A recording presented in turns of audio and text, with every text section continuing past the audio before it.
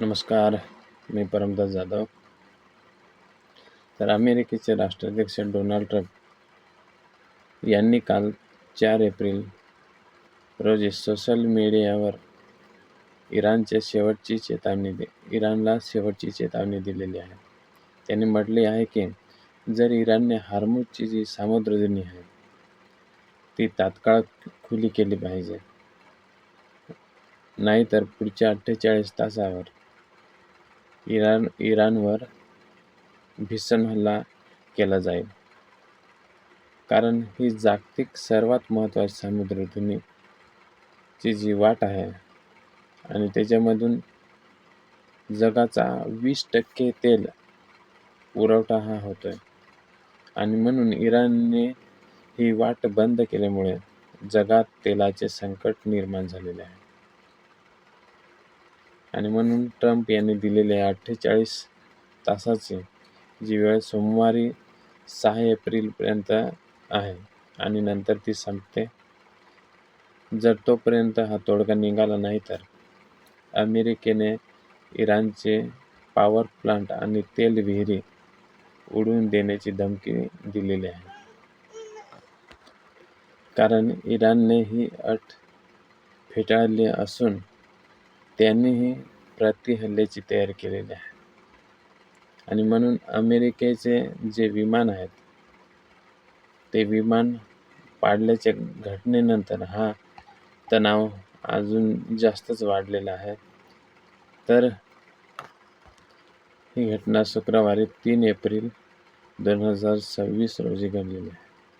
तर अमेरिकेचे F-15E strike eagle हे लढाऊ विमान इराणच्या हद्दीत नैऋत्य भागामध्ये कोहगिल्यूह आणि बोया अहमद प्रांतात पाडण्यात आलेले आहे. या विमानात 2 क्रू मेंबर्स होते. अमेरिकेने सोशल प्लॅटफॉर्मवर एका वैमानिकाला यशस्वीरित्या बाहेर काढून सुरक्षित ठिकाणी नेले आणि दुसरा जो वैमानिक अजूनही तो बेपत्ता आहे. त्याला शोधण्यासाठी अमेरिका आणि इराण या दोन्ही देशांच्या जे सैन्य आहे ते शर्यत सुरू आहे त्या सैन्यामध्ये. तर 28 फेब्रुवारी 2026 पासून जे अमेरिका, इस्रायल आणि इराण याच्यात जे युद्ध सुरू आहे त्या संघर्षात इराणच्या हद्दीत पाडलेले हे पहिले अमेरिकन लढाऊ विमान आहे. तर इराणच्या सरकारी माध्यमांनी विमानाचे अवशेष ट्रकमध्ये भरून नेण्याचे व्हिडिओ प्रसिद्ध केलेले आहेत. त्यांनी हा वैमानिक जिवंत पकडून देणाऱ्याला मोठे बक्षिसाची घोषणा केलेली आहे. आणि या कारणामुळे ट्रम्प याने 48 तासांचा हॉर्मुझ समुद्रधुनी उघडणार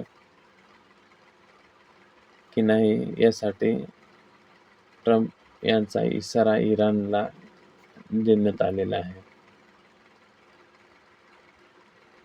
तर